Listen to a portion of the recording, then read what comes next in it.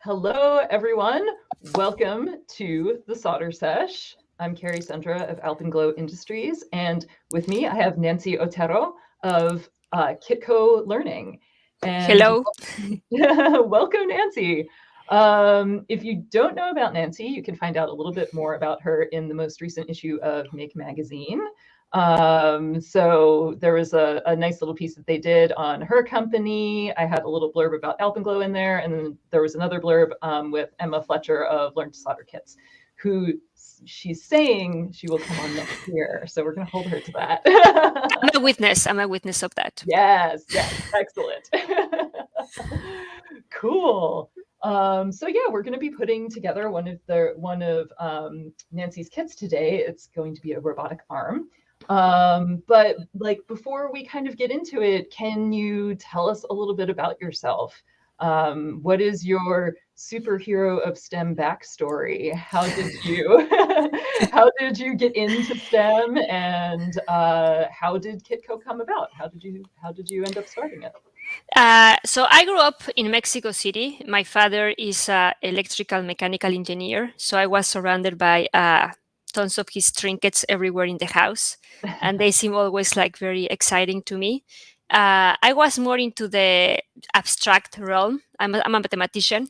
I always liked, like these like more abstract things, and when all the making movement start happening, and I had a chance to use digital tools like the laser cutter, then I was able to build things without the manual dexterity that a lot of people that are like, professional drawers or like painters or like, people that have like a lot of hands dexterity for like creating these beautiful things have that I don't have. But thanks to the fact that I know how to program and that I know how to use these digital machines, I was able to have like an entry point into making stuff that looked like pretty cool to me.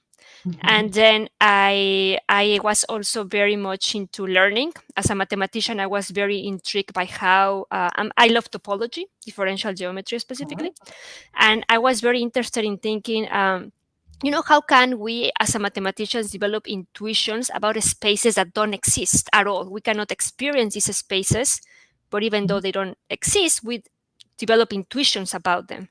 So I was very interested in that. So I got into philosophy of science, which got me into epistemology and eventually into education in a weird way. Got into learning through like a very obscure path probably. But then I got into like human learning a lot, and I was very excited about it. Not just human learning, I also like a lot of like machine learning. Any type of learning, I'm very into it. Cool. So, so your official schooling is in math, then? Well, I did math, but then I was a software engineer. I ended up doing network security for several years. That's how I migrated to the US as a software engineer in a startup. But then I got lucky in the startup a little bit, and that allowed me to change career paths. So I then up going to Stanford to do a program called Learning Design and Technology as a master program, and then kind of that combine the different things, and I got very into the learning sciences. So I would say that I'm more like a learning scientist than a mathematician at this point. And because I thought that technology will solve all the problems of humanity at some point of my time, like very little I knew about reality. The problem is it solves problems, but then it creates three more. Exactly. So I got very into like when online learning started happening, like 20 years ago, I was like, oh my God, this might be the future. And back then, the University of Phoenix was like the best place, not the best place, but was the place that was enrolling most people. Yeah. And then I was like, oh, I want to learn how they do it. So I actually enrolled and I got a degree there on psychology. I was trying to see how to do that. I have to confess that I didn't learn anything like at all. Oh, no. But I was like, oh, I was taking note about all the problems on that Yeah. methodology. I was like, oh, there's so much to optimize here that I'm into that.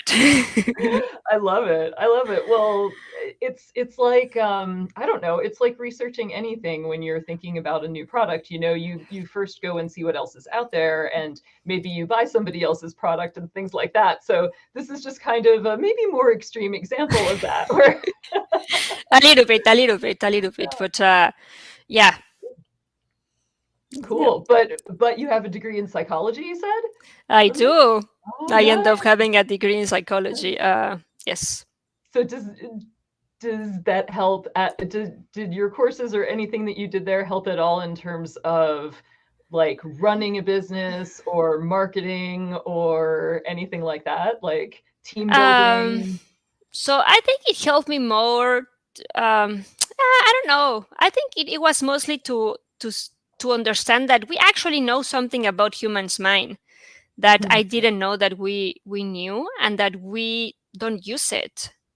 We don't apply that to anything. Same with the learning sciences. We know how to learn, not perfectly well, but we know more. And then you go to any school, and then you could probably assume that we know nothing about how we learn, right? So I think that was a big change for me. I was like, oh, we actually know stuff. Why are we not applying any of these things? And then it also was like, why am I learning psychology just from a textbook without any application of anything? Like, how am I supposed to actually use this for something? So I think those was very important lessons. Yeah, cool. So you had some ideas about learning, and that the normal school education system was perhaps not approaching things very well. And so how did the like how did the process of starting Kitco come up? Why in particular like robotics kits and things like that? How did that come out of Come all of those things? Yeah, so it's a long story, but a short story is like, so after grad school, I was very convinced that a great way of learning was to doing projects. Mhm. And Yep. I was like, yes, this is an awesome way of learning. Yeah. And I ended up having a nonprofit in Mexico that was doing randomized control trials to prove it. I was doing like professional development for teachers in more than 50 schools in New York. And then I end up being a founding member of a school in New York. And through all those things, I will always try to bring these nuggets that I learned to Mexico, because Mhm. of course I'm from Mexico, and I'm seeing a big need of these sorts of educational experiences. But one of the problems was the fact that technology is expensive. And Yeah. places like Mexico and places in the US, right? Like we live in California and Silicon Valley, and I'm working with districts here that cannot afford anything, basically. And if we want them to do projects, and we want these projects to actually look cool and to inspire the students, they need to have something to build them that are not like terrible. Yeah. And everything is very expensive. So I wanted to build something that was like super super cheap, that was not intimidating, that teachers can approach it, and it's cardboard, right? Like, it's cardboard, it doesn't get less intimidating, at least in my mind, than this. Yeah. So And they pipe cleaners are like a required exactly. tool for any kind of school craft or construction project, I think. Exactly. So I was like, let's use like all these sorts of things that Yeah. they scream, I'm not intimidating. And let's try to see how much we can make it like a very interesting engineering and technology wise. And the other thing is that sometimes my problem was that teachers will focus a lot on the technology itself because it looks so cool. They will be like, oh, I actually want to build a wind turbine. Mm. Why? Because it's cool, right? Like, it's cool. And then that will precede the learning part instead of the Mhm. process. It will be more and more focused on the look of the project. Mhm. So I wanted to build something that was more student based, like you can fold it, break it, clean it, like it's just an extension of your body, a little bit more than a technology in itself. So that Right. was the motivation for this part. Yeah, something a little more interactive. Yeah. Cool. Cool. So you started Kitco with just yourself and like a laser, yeah? Right. So tell me about that process and about how, how you got started and what kind of things did you do in order to develop and beta test your kits, and like how much testing did you do before you started going towards, these, I assume that they're stamped, like die Yeah, cut I got, kind of yes, thing. exactly. Yeah. Yes, yeah. So I have been doing things with cardboard with linkages for like 20 years. No, like, yeah, like no, at least 10 years Hmm. that I have been doing things with like that. But I never thought about selling them. It was more like for doing workshops or something that I needed to do that was very cheap, and it was not MDMF or wood or anything like that. Um, but then during the pandemia, I have been working in education so hard, especially to work with underserved populations and with with gender gaps. And then Hmm. it just seemed that we were going backwards. It seemed just like we are losing every inch of the way that we have been so hard helping to make. And then I was like, well, like I just want the kids to be able to go back to learning, to feel agency, a little bit of like, I still have some power over my reality. And then I start thinking like, oh, everyone, at least, where we are, that it's in like in the Bay Area, everyone was ordering everything on like Amazon or anything like, and then just cardboard start piling in my house, cardboard and cardboard and cardboard and cardboard. And then I start remembering, these sorts of things that I was doing, and I was like, oh, like maybe this is a way to.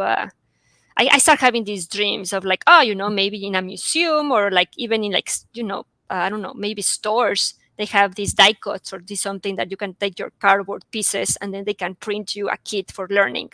Oh, that would And be I start cool. thinking like, maybe that's something that can actually happen. So I start like, tinkering a little bit with that idea. Mhm. But back then I was thinking about selling it to the families directly. Mhm. Uh, but as I told you before, I just don't have the brain for logistics. I'm not that I'm not like that in like a I'm not a very organized person, to be honest. And then very soon it started becoming a mess of like deliveries, and then the pandemic on top of that, and we were late, and it was just like extremely messy when we started that. That was like exactly in the I started, I guess, like in like a May on the year of the pandemic in 2020. I was like, Yeah.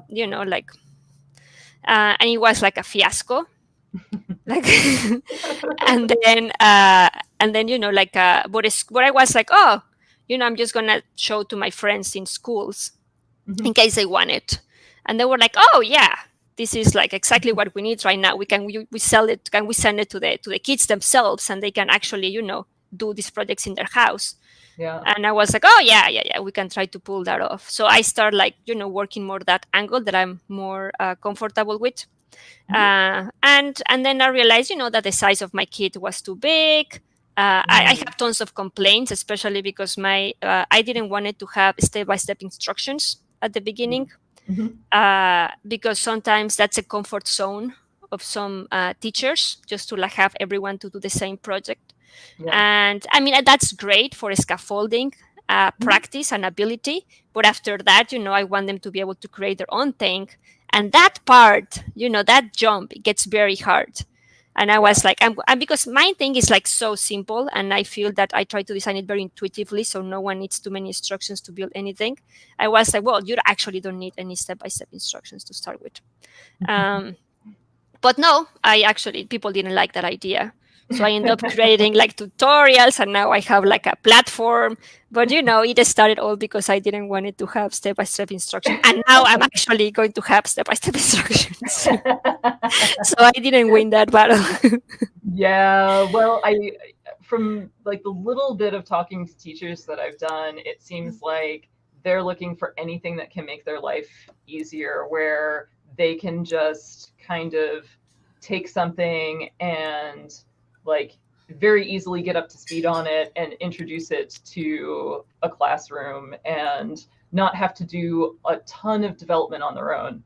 Because it seems like, I don't know, it seems like teachers here at least already have like a lot of paperwork, and so they struggle, like I struggle to get product development time, and they struggle to get like curriculum development time, it seems. Yeah, no, I think that's exactly true. Yeah. Yeah. Yeah. Cool. All right. Well, should we start making this? Right. Yes, yes, yes, yes. So yeah. So it's a little bit like assembled already. So normally we'll just come all the Mhm. pieces unassembled, but yeah. Yeah, let me show a couple of the pieces that are assembled. We have this like crazy linkage here, which I feel like might have something to do with like a robotic claw kind of device or something. And it's pretty easy. So I'm curious too. There are lots of different types of cardboard. So how much experimenting with like different types of cardboard did you have to do in order to find something that was like the right level of sturdiness and price and availability? And do you try to like get a high percentage of recycled content in it, or how does that affect the kits as well?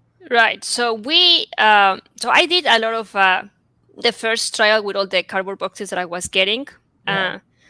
but they will not last very long.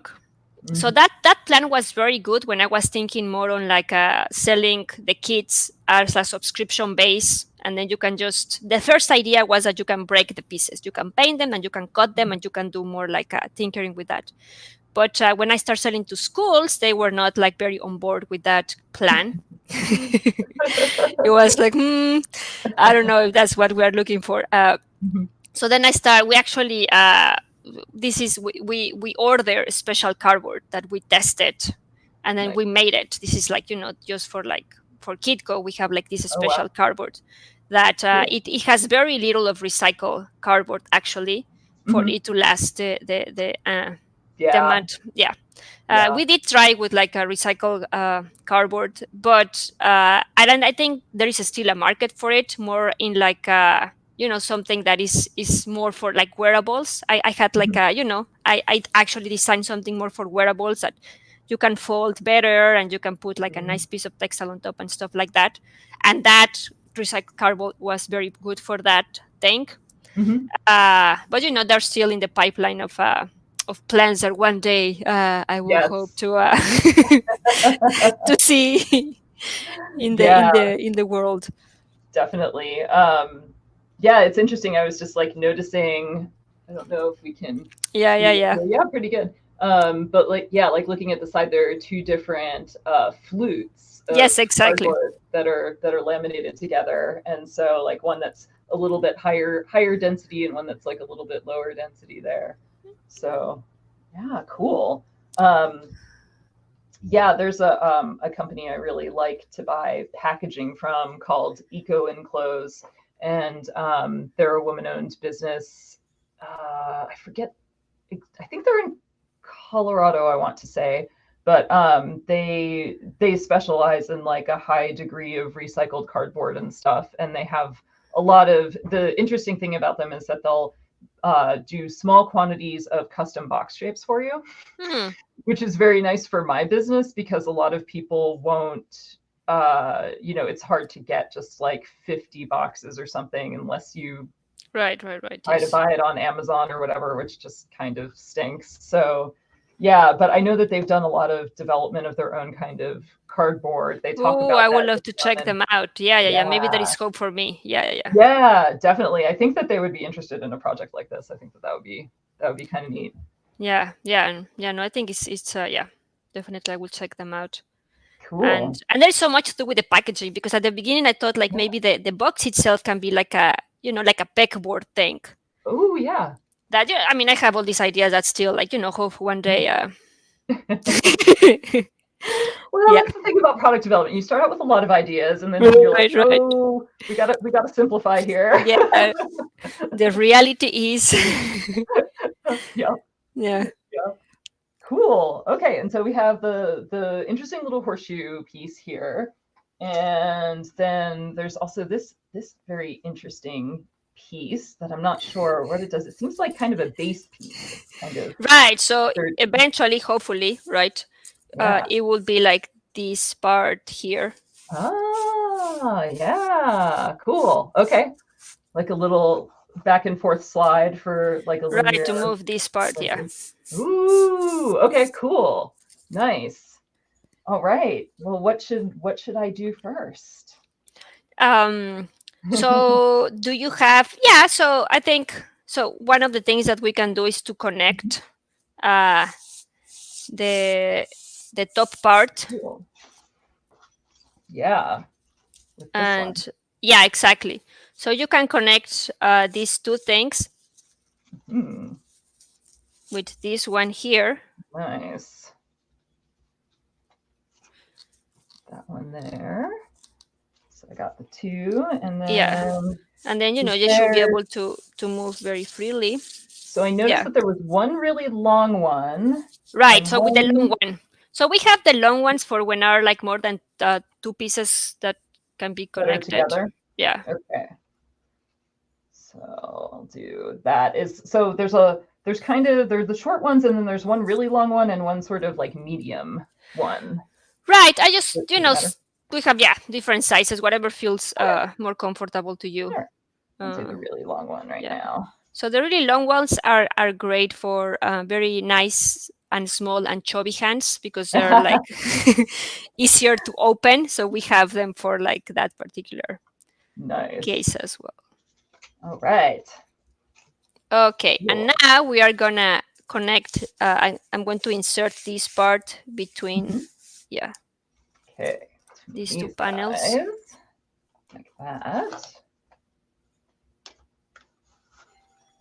Oh, so you have, so yeah, you will have to remove that fastener, that you have there. I don't know why that is. That's there, but just. Got it.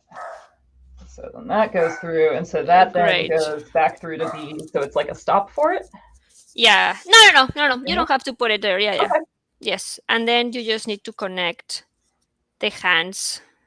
Yes. Hang on a second. So I got those two, and so so those two go up at the top there. Right. Yeah. And then basically, I think that will be it. Yeah. Cool. So I'll put those through. This is cool, man. I wish I had stuff like this when I was a kid. Yeah, no, me too. I love to play with it. Yeah, well, that is incredible what kids have now in, the things that they have access to. I think it's pretty awesome. But, they have big problems to solve. So, yeah, right. They need any help we can give them. Cool. All right. Woo. Yeah, exactly. So I think now you just need to, like, to grab something, you just need to move this part. I feel like... am I missing? Okay, can I see? It's like a little... yeah, I think, what is it? Oh, I think this thing is on top. Oh, yeah, I see the problem. What am I so, doing? So this main part needs to be behind this one. So there is, you see? I see. There is, Yes. Okay. So I think. Oh, I know. I'll just undo it right here for right now because that's the easiest. No. Is this one here? So you have this long part. Okay. Yeah. And that long part needs to be behind that pin that connects. Exactly. So maybe that. I don't know if that's the problem, but yes. Yeah, that might be the problem. Easier than re-threading it. Yeah. So... Yeah, if you just... Oh, I see what you were gonna do. Yeah, both things work. Many different ways to solve a problem. Yeah. So I can put that over there.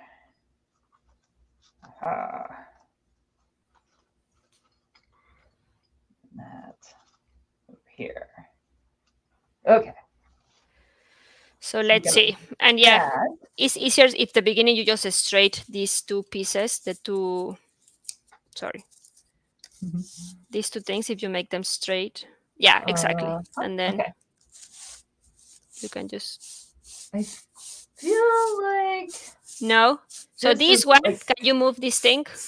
Yes, I feel like it's a little short, maybe. Because when I move it when it's all the way up here, it's in. Yeah, no, I think that's good. Yeah. Is that good? Okay, yes. Yeah, cool. Yeah, cool. And then okay, I send you, because then now it grabs. Okay, got it. Now it grabs and opens. Yeah, like yeah. That. Okay, and then I send you other pieces in case we want to build something to grab. Nice. But yeah. Oh, man. See, this is I'm going to be like one of your teachers, and I'm like looking at all these pieces, and I'm kind of overwhelmed, and I'm like, ooh, I don't know. It can be overwhelming. Yeah. So those pieces, the H pieces, we actually we use them to connect in this form. Ooh. Okay. Yeah. So you can, like. Nice. Yeah. So you can fold them, and then.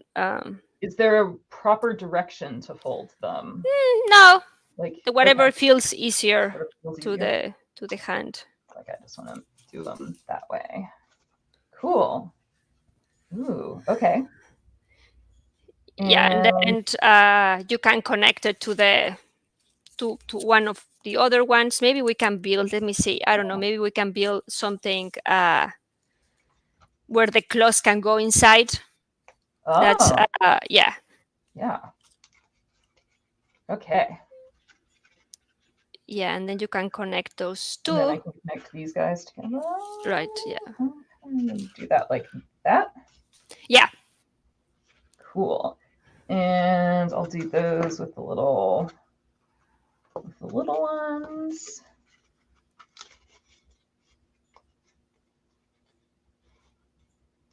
Right there.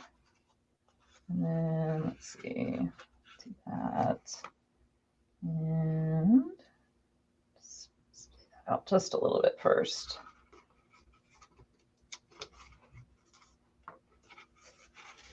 Cool. Well, I might have to use the longer ones for this one. It's a little more challenging.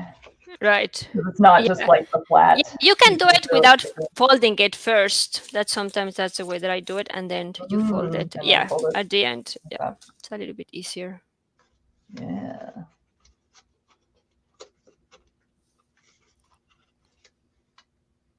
Okay.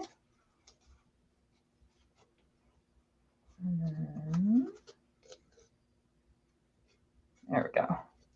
Cool. Yeah. And then you can fold it, and then I don't know, what should we do? Maybe we can put one of the long pieces or one of the stars to connect both. I don't know. What does this one do? I kind of want to be like, I don't know. Exactly. Yeah, you can do things like that. Yes. And if some of the pieces that you have also on top, you can connect them to that.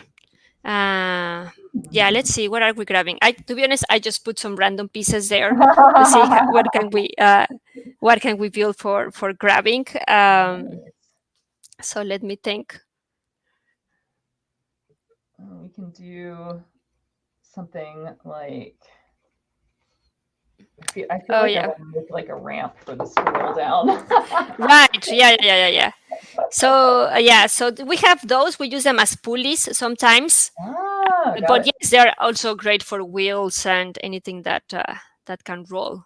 Oh, nice. And then you have an offset hole in it, so you exactly. Can, yeah. Crank it a little bit. Yeah. Like that. And this. Yeah.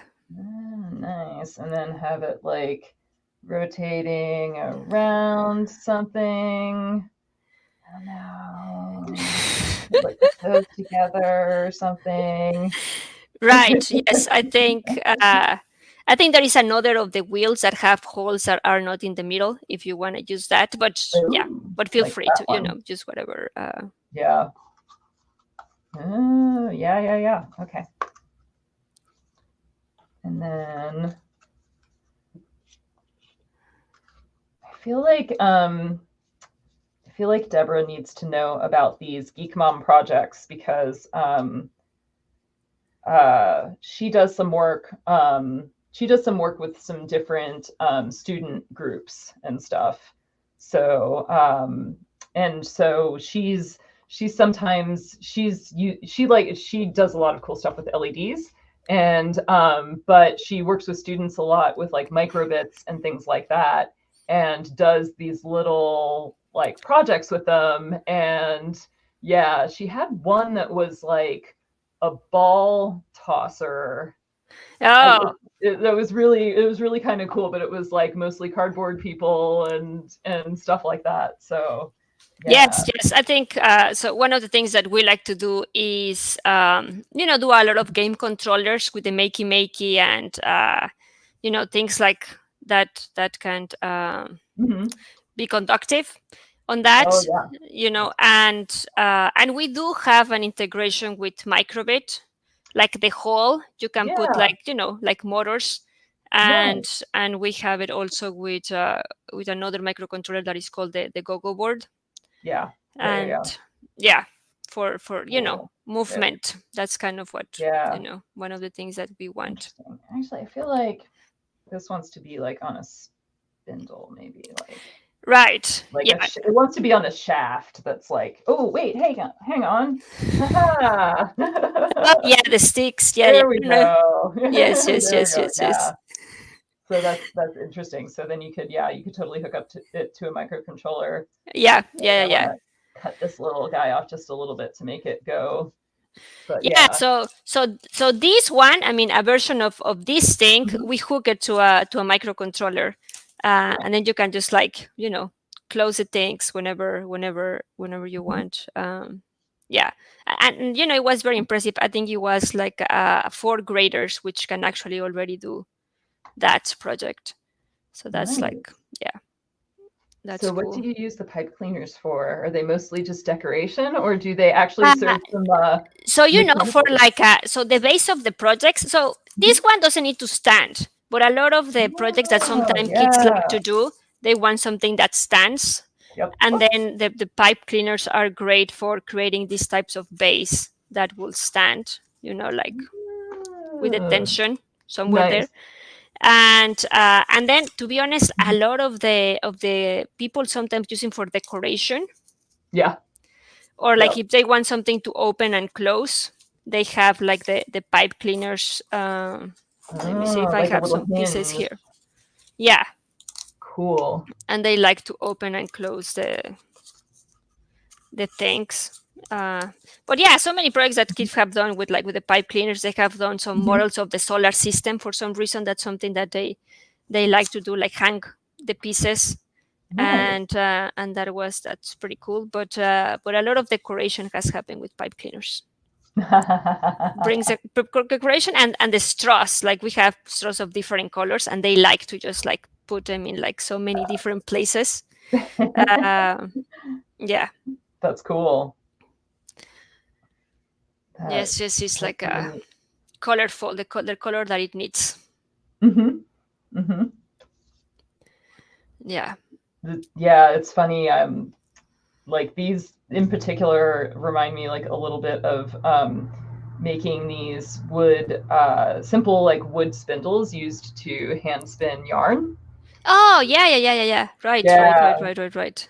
A friend of mine teaches classes in this, and when I took it, like, well, actually, the first thing that she gave us was, well, she gave half the class a rock and half the class a stick, and was like, okay, make some yarn.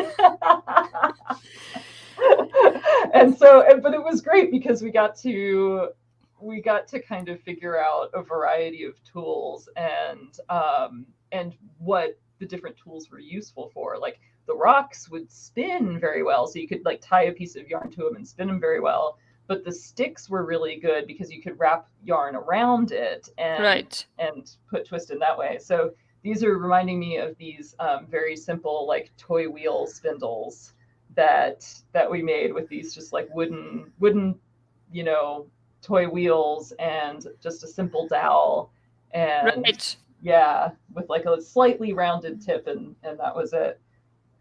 Yeah, But and yeah. sometimes I think that's a little bit the challenge of having an open-ended project and with like so basic modular pieces, because I mean it can be overwhelming at the beginning, like how to Yeah. start, especially if if we are not used to just like tinker and have our time playing with the material itself and just feeling it a little bit, more. Yeah. But I think that's part of like the magic that happens sometimes with Kitco in the classrooms, at least. Mm. That they're like playing with it, saying how it connects, and then they found something that they like, right? These two pieces connect together, or this thing moves like this, and then they start just like amplifying that same kind of like whatever machine that they built, and then they Mhm. can see like what actually you can do with something, with a very simple idea, right? Like Yeah. some of the greatest things sometimes are very simple ideas that are just being repeated many, many, many, many times. Yeah, definitely. Um, yeah, I'm curious about a lot of these pieces. Like, okay, so we have sort of these which I see like make some sort of spinny thing. So you could have like a shaft in the middle and make some Right. sort of spinny thing, and then you could even like connect things like this off of it or something. And like, Right. Yes, yeah, exactly. Yeah. So it's for it not just to be connected by sticks or right, fasteners, but of course you can make connections like that. right. And And then like this one, it seems like it would be good for like an end piece for things to go through or something. Like, I don't know, like maybe if I had more of those yes. guys. So actually, we have a project for like a wind turbine, and those Oh, squares are great for making it for move. But again, I mean, it was not by design that we create, the white turbine and then create that piece. mm-hmm. Some kids discovered that that piece was great for the white turbine, so that was pretty cool.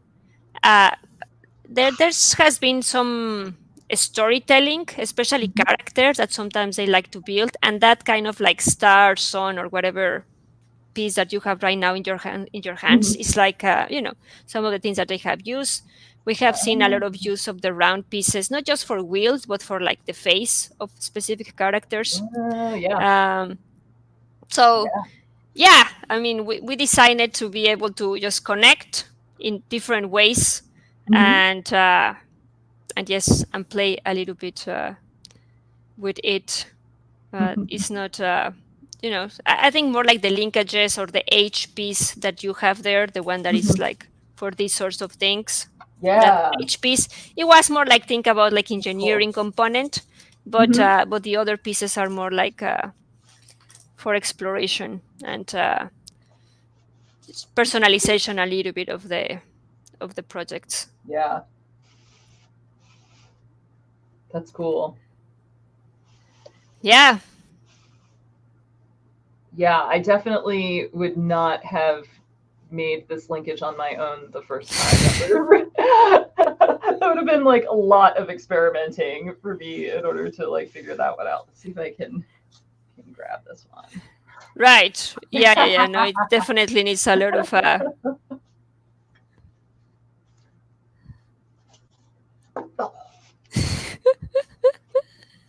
think it's gonna be hard. Let's see. Oh, Ah, I got one of the grabbers like sandwiched in. no, I see that. Yeah. Awesome. So you're just selling to schools right now at this point in time, or do you also sell to like maker spaces or clubs? Like, Oh, yeah. yeah. Like Okay. anyone that wants. Yeah. So we're launching, hopefully at the end of this week, individual kits. But besides that, we just sell to big spaces Mm-hmm. right now that have like more than probably 20 participants. Mm-hmm. That's So kind of like they're more like big group kits for bigger group activity types of things, not really yeah. like single household stuff at this point in Right. time. Yeah. We used to have an individual kit, but I guess that's the feedback that we got. We had all the pieces, Yeah. and the kit had like around 200 pieces. Oh, So yeah. it was like a lot of pieces, and so I think it was too bulky. It was too big, and people wanted something more like, oh, I want to create that robotic arm, the Ferris wheel that we have, and so Mhm. we are launching those particular projects, the robotic arm and the Ferris wheel to start with. Nice. So are those going to be available for like individual purchase off of your Yeah, website? yeah. So they Cool. are already. You can start ordering now. Nice. Yeah, yeah, yeah. And yes, I think we will still send some crazy pieces like I did with you, that Hmm. people will wonder what to do with these things, but Yeah. maybe they can unassemble also the thing that they build and just tinker a little bit with the other pieces to see, maybe change the grabber hands with like the other things. There are like some experimentation to do, to just Yeah. see what other things. And one of the things that we saw is that, because it's cardboard, you can add any other recyclable materials that you want, that you have at home. You just need to make Mhm. a tiny hole and you can connect it. For that one, we saw kids adding, well, some of them, they did a game to grab the toilet paper rolls that you see, like, Ah, yeah. and then they were like, playing how to grab those sorts of things. But yeah, I guess the invitation is to add materials that are not just, you can just use those pieces as connector for those materials. Yeah. Nice. And it seems like these holes are not too far off of like what I think of as like a single hole punch Right, kind of exactly, size. exactly. Yeah, yeah. That Yeah. was, yeah, at the beginning we're thinking like maybe we can even like like have the punch holders with the kit. Hmm. That's definitely something that we super encourage for all these other materials. Yeah. And But that's some cool because like if something breaks or you want an extra piece, you could make it out of cardboard that you have around and cut it out with scissors or whatever, and you have your normal hole punch, and they would be pretty easy to recreate, which is kind of cool. exactly, yeah. Yeah. Yeah, and my hope is that soon, not maybe in a year, we will open source completely the the kit itself, Oh, and it's cool. mostly, yeah, like the whoever wants to pay for content, they can pay for it. Hmm. But the kit, I mean, we are producing tons of cardboard and we're producing Yeah. tons of trash that can actually be used for creating projects. Yeah. And this can just be a starting point for that. But the idea, we actually tinker with some serious punch holders in series, so you Mm. can, because otherwise you need to be punching one by one, and Yeah. then you break a little bit the spacing between the holes that we have, so it's hard to put more than Hmm.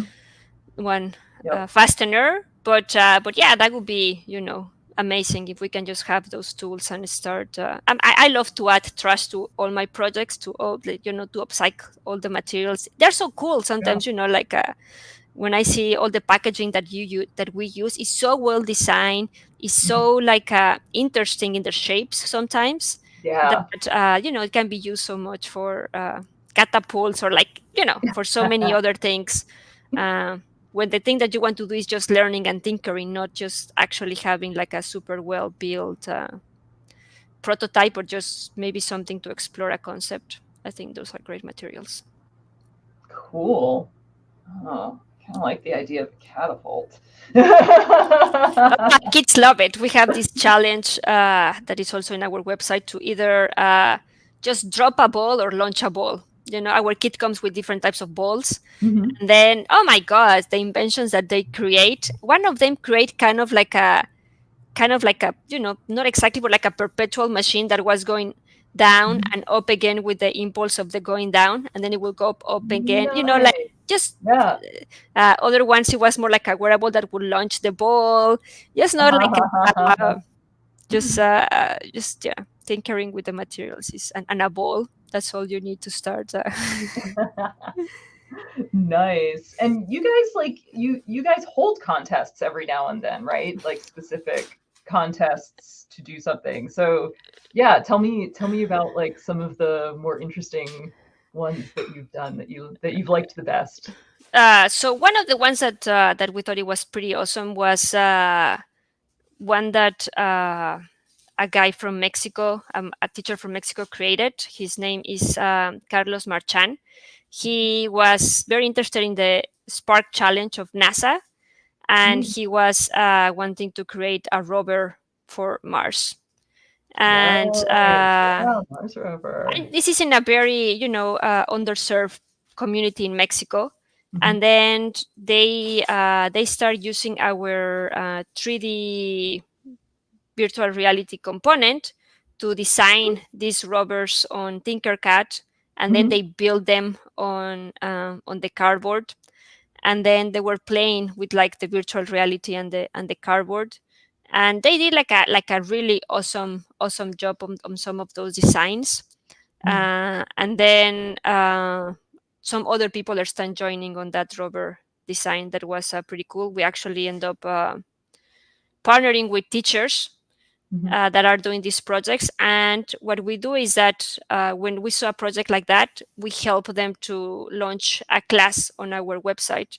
So a lot of these classes that we have are not designed by us. It's just these teachers that are already running these projects. We just like kind of like help them create the videos and all of that sort of stuff.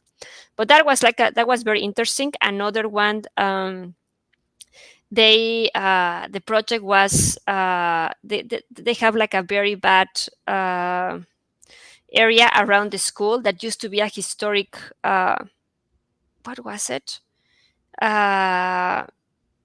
something that has to do with water, kind of like a well, but it was like a machine that was like excavating the water from like a water pump kind of like extraction from like an aquifer or something like that. Yeah, but it was mechanical.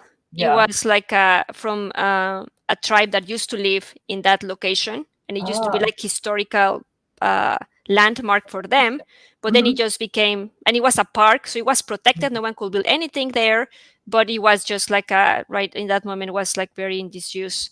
So they partnered with the school, and then a lot of the kids were trying to prototype different mechanical ways to get the water out of a well with Kitco. And then they mount like a community fair where people voted for the design, and all the community helped and redo that part of that was outside of the school. So that was very nice to collaborate with. I don't know. I love when they use it to create creatures. I think that's one of my favorite things, when kids are using these things to attach some something beyond engineering, like some stuff. So we have an activity to create kind of puppets in different ways, with either like the linkages or sometimes like connecting the pieces. Like each of them do it differently, but we have also a challenge for that has been nice. Like to I see. could totally make like an alligator here. Right. Yes, I'm seeing it. So that has been cool. Yeah, I think those are some of the examples that we like, and we're trying to do that model of like more like challenges. So it still has some structure for the teacher to say, like, this is what we're doing. This is kind of the concept that we're exploring. It can be gravity, or can be ecosystems, whatever it is. But then, everyone get to do or build something different. That's kind of like what we are, cool, pushing. So you mentioned having like an augmented reality component. Yeah, tell me about that. What's going on there? So it's something. It's like we have a partnership with CoSpaces that you do AR, and you can actually just whatever you design in any 3D platform like Tinkercad, you can transfer it to CoSpaces, and then you can put it in their creations with Kitco.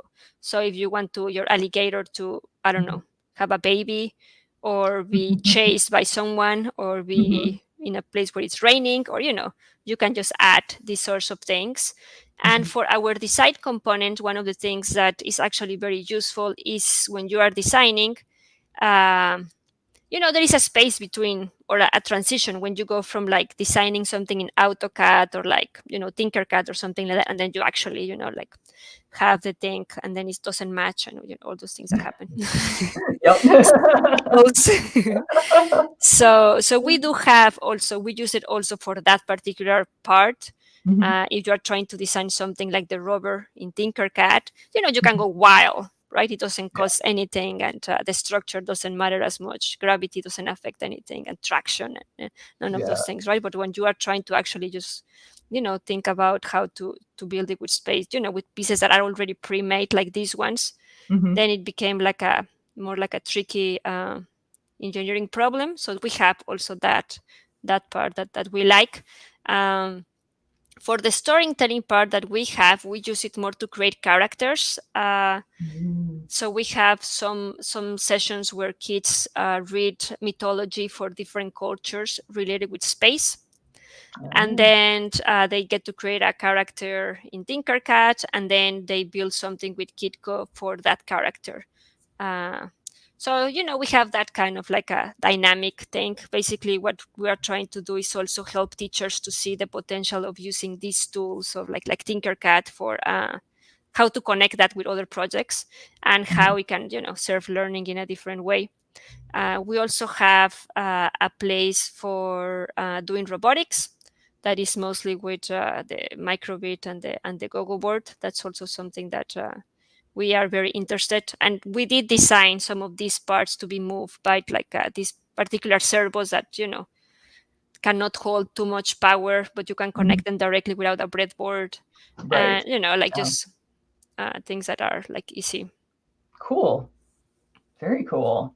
Yeah, I feel like I need to get you and Deborah talking, because I think that she would definitely think of some uses for this plus microbits and please. Yeah, totally. That would be pretty interesting. Totally. Cool. So and then there's also kind of a separate component, which is this whole online content and learning system that there are some that you can do a subscription to. And so how does that work? Does like a teacher get that subscription, or is it for a school, or yeah? Yeah, so we have seen it in different ways. So it's basically what we have is a platform with a very modular activities. We have, from like design thinking to mythology to exploration of the solar system to building the rover and blah, blah, blah. And then we have some tracks that can connect, all things related with space, or we have one that is also to build a theme park. Has more to do with like simple machines, like the typical one. And it has also some parts of like ideation and empathy from design thinking. Because basically, I mean, the goal here for me is to help schools to make projects and to help apply knowledge in those projects. And so we're trying to make them very multidisciplinary and just show how, this budget that sometimes the schools get to do design thinking, which, it was a fashion, and then they got a lot of money to do design thinking, and then it's just is like in an island. It's not connected to anything, and then they're forgetting it, and then they don't know how to use it. So we're trying to bring these things that schools have been taught to do, put in islands to bring them together. But some schools still want to say like, I don't care about the design thinking part. I just care about the STEM, because that's what it's like the buzzword right now. So I'm just going to do STEM. So, that's okay. You can have that model of like STEM, or we have right now, because of this gap that grow during the pandemic, we have a lot of the schools trying to engage more their children in math and literacy. So especially for bilingual kids, sometimes doing something with their hands levels the ground for them to show what they know. And so our lesson about mythology has been pretty popular for that particular part. So they get to read something, write something, and then they create a character about those sorts of things. So that has been, so that's kind of like how it's very modular. And we we adapt a lot to what the schools are needing in that way. And we, through all these things, we have professional development for the teachers to be able to use it. Nice. And so we were talking earlier about teachers being interested in like in classes for them before launching something like this in their classroom or something, in order to kind of get an overview and figure out how to best utilize it. Are you doing some of those, or is that kind of handled through the whole content system? So we actually have like we try to partner them sometimes, like schools, and create like a community of practice. We have a group that is called the Kitco Pioneers, that they chose their name, but it's like a WhatsApp group that just became very big, and now we have like the Kitco Pioneers that do like microcontrollers, and the ones that are doing more like elementary school. And what we're trying to do is to have these teachers belong to a community of practice that it's going to help them through implementing something like this. I have found that just going for like 2 days, start telling them like, oh, this is how you build linkages, and this is how like simple machines work, and this is project-based learning. 3 days later, reality crashes, and they have to do all this paperwork, and they have all these kids that have like their own realities, and project-based learning what. So if they don't see other people implementing this and seeing like how they are going through whatever they're going through, it's harder. So we are very into creating this community of practices. Nice. And yeah, the platform is one way they can use it, but as I said, sometimes the teachers create better projects than our platform. And we are just trying to say like, well, if you want to publish it, we can help you to do that.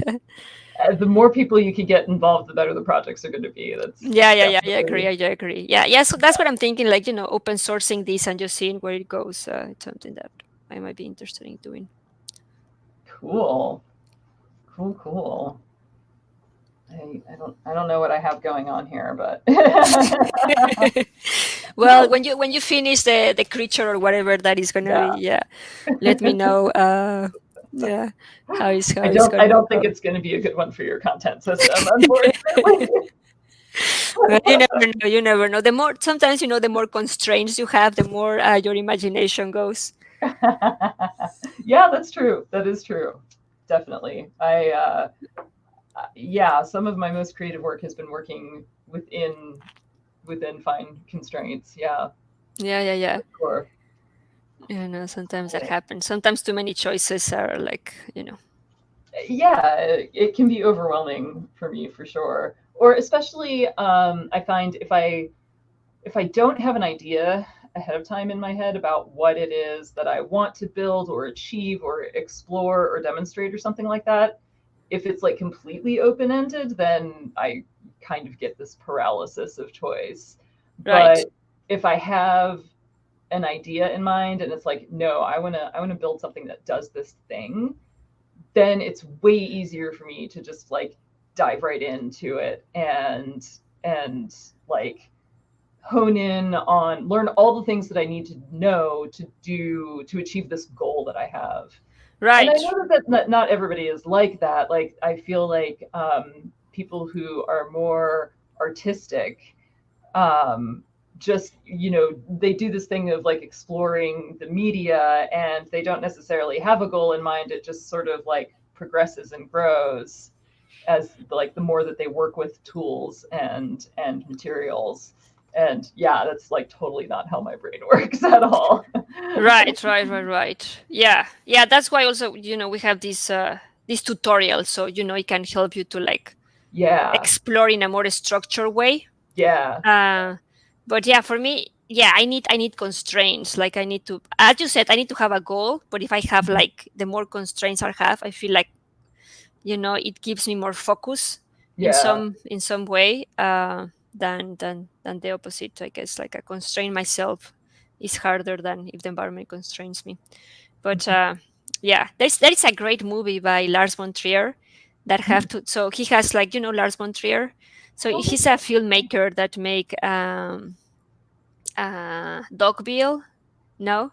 Uh, I'm terrible with movies. Yeah. I hardly ever watch them, so I Yeah. watch Yeah. Yeah. TV series a lot more than movies for whatever I see. reason. Well, he Yeah. has like he's a very famous filmmaker, and he has his most like adore filmmaker himself, right? Mhm. And he's this guy that he likes a lot, and then he make a movie for this other filmmaker, Mhm. constraining him like very like you can have to make this short with like this camera in this location, this amount Oh, of minutes, go.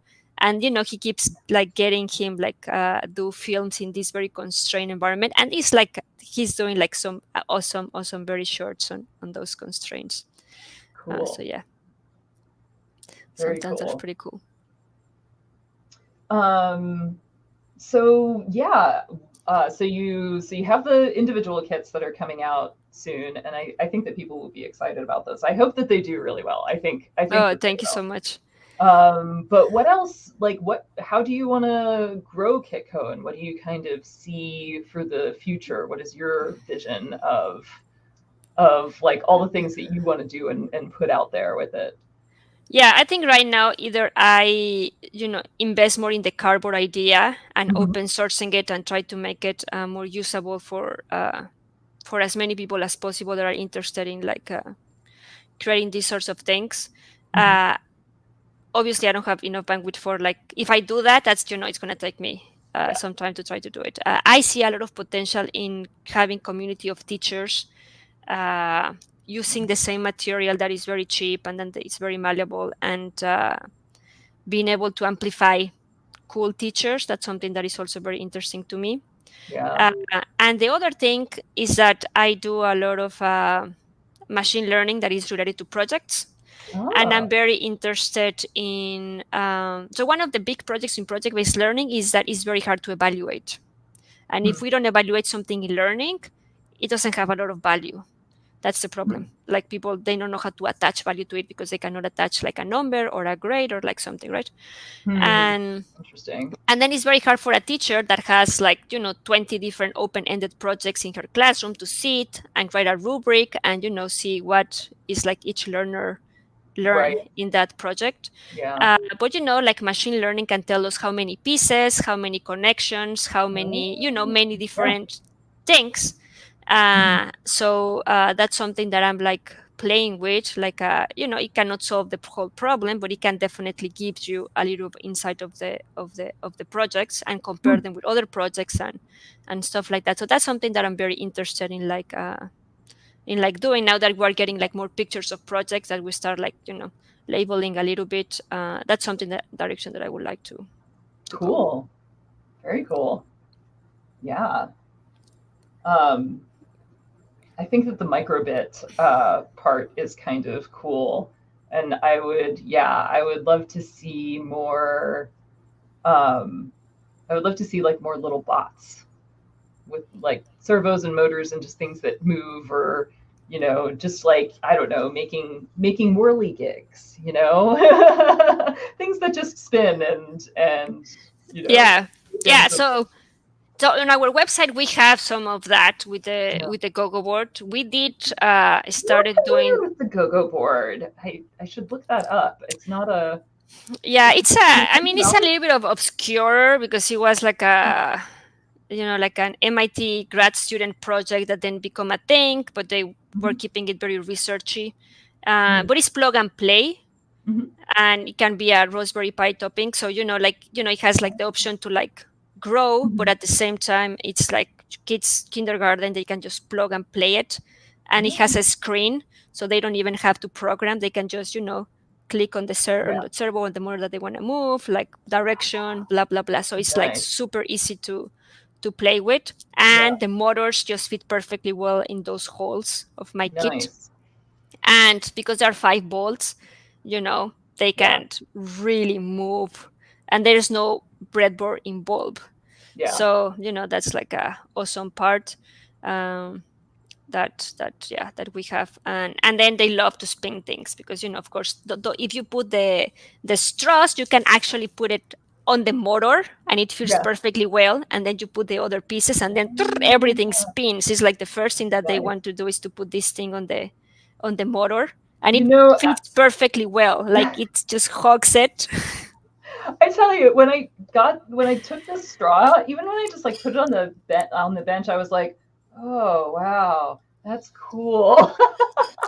I don't know, for some reason, like the spiralness is really visually pleasing to me. So I could see like how hooking Yeah, it up to a motor would be and really I fun. mean, as I told you, I had like a setup to show this thing that is downstairs that now I could not show you, but yeah, it's a shame I didn't bring everything up. But yes, it just hugs perfectly well the motor, and then you can make things spin. Uh, Nice. but because there was no pressure, then on the other part, Yeah. what we're doing right now is we're having some pieces, instead of having a hole, you just have an asterisk of cuts. So you Oh. can like open it by Oh, pressure and then it hugs yeah. it very well. So for Yeah. those motors, it's going to be great. We are in Cool. production of that component as we speak. So Nice. that's part of like the new change that we're doing for the round pieces mostly that people like to use as wheels. Nice. How how is that prototyping process? Like, do you have like a good enough relationship with your manufacturer that they will do no because I was gonna say it's like it's so expensive to do new tooling, and then if it doesn't, Yeah, so this just happened because a disaster happened to me. So oh I was no, trying to produce here and I yeah, was doing some testing because I produce in Mexico and then I need to bring it here and it's cardboard. So you can just imagine like the disaster of like bringing cardboard. It's just so expensive. yeah, But because I have to put the kit with all the pieces, it's mhm, also a lot of work yeah, to do it myself. But I was like, "Well, I don't care. I'm gonna do it myself." So I brought the die cut knives here to start mhm, producing it here, and I did mhm. some experiments. But then I have to, I didn't finish, and I have to produce more. And I was like, okay, I'm gonna ship them back to Mexico. And then they bend them. They Oh bend them, so I have to do them no, again. oh It god, was like I mean, yeah. So that's why I was like, okay, if I want to do them again, let me do these changes that I was hoping to do anyhow, and now I yeah, need to pay for them again. yeah, So that's oh, exactly how it happened. that's Yeah, yeah, that is a bummer. yeah, it was a little bit, but I guess that's the life, right? It is sometimes, sadly, yes. Ugh. But yeah, that's it's interesting because like I can imagine too that just like die cutting something isn't something that you can easily like prototype accurately yourself before you go and say, okay, like now let's invest in this tooling and Right. do thousands of these. But after Yeah, a certain time, I know the abilities of that cardboard. But yeah, I know how much pressure. Now I mhm, know. It took me some time, yeah, but the knives are not that expensive, mhm, actually. And the machine is pretty cheap. A die cut is not that expensive either. In the like compared to a laser cutter, mhm, it's like yeah, you can buy the whole thing to make as many kit cuts as you want with less money than a glow forge. yeah, So that's like it's not as expensive. Uh, but yeah, I'm hoping that there's some new models that can be even like cheaper, and I do still have the hope of like a school being able to have some of these machines, and kids being able to yeah, modify my design and then just like cut whatever they want, maybe one yeah. day. But yeah. That would be cool. That would definitely be cool. Yeah, I would totally have a few uses, I think, for benchtop die cutting. If I could get, the dies made relatively cheaply. Right. Yeah. Yeah. Although right now, since I did just get a laser, it's like every solution has a laser solution. Oh yeah. Yeah. When we moved to New York, I was living in the Bay Area, and then we moved to New York, and I sold my car, and then I was like, just thinking maybe I should save the money. Then I was like, no, I'm gonna buy an epilogue. That's what is gonna happen. That's it. I don't care. I've been wanting for this. Like, it's just like amazing. Like a laser cutter is just like, I don't know. I remember the first time I was like, I have, I know people who have them and really love them, and I've always been afraid to ask about the price of those because it's one of those things where the price is not listed on their website. right. Right. I mean, I ended up buying one that was like the one that they show to sell the real ones. So this was nice. like the, like the demo machine. Demo model. Yeah, the demo model. Yeah. But works perfectly well, and Heck yeah. it's more than 10 years old at this point, and still, I changed the tube once, but nice. Cool. Yeah. Well, is there anything else that you want people to know about? We got your website. So, and we'll do a link in the description below to your website and socials and all of that kind of stuff. But yeah. Cool. Yeah, no, I just think that that sometimes these can be hard times for some people, and I hope that that people like Carrie and me, we design these things with a lot of love for people to use, and hope you enjoy it. And I don't know, I do put a lot of care on this, and I hope it translates a little bit during this hard time sometimes, that people are designing thoughtful things for the other ones, like even though it's hard, I'm sure this life is like, oh my god, what am I doing by my existence sometimes. I think there is some love, at least once a day. Yeah, exactly. There is some love, like there is some care and love on these things. So yeah, I could not agree more. Totally. Cool. Awesome. Well, thank you everybody for watching. I did see that we had a few watchers. I know it's a little bit later than usual, so thank you people for tuning in, and thank you all who are catching this on the replay, not live. Totally appreciate that too. Absolutely. And just one more reminder, what is your website again? Oh, it's kitco.design. .design. Excellent. And so you can learn all about all of her awesome kits there. And yeah, be on the lookout for new ones coming up. Do you have a newsletter too that people can subscribe to? We don't actually. Oh, you need a newsletter. Next year resolution. Yeah. Cool. Well, thank you so much for coming on, Nancy. Yeah, thank you so much for inviting me. To have you, and yeah, totally cool conversation. Cool. Ciao. Bye, everybody.